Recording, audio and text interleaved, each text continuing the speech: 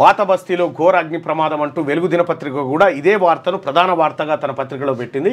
17 మంది మృతుల్లో 8 మంది చిన్నారులు, 4 మహిళలు.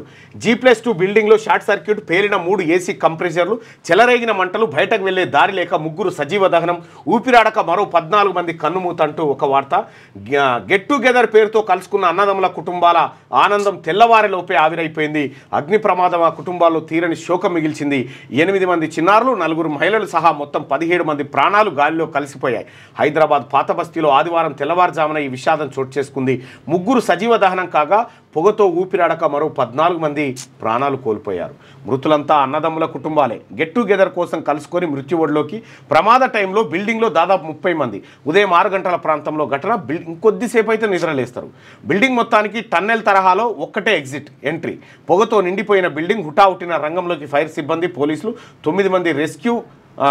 తర్వాత సంఘటనా స్థలాన్ని పరిశీలించిన మంత్రులు, అధికారులు. గుల్జార్ హౌస్ ఘటనపై ప్రధాని దిగ్భ్రాంతి. మృతుల కుటుంబాలకు 2 లక్షలు, బాధితులకు 50,000 ఎక్స్గ్రేషియా ప్రకటన.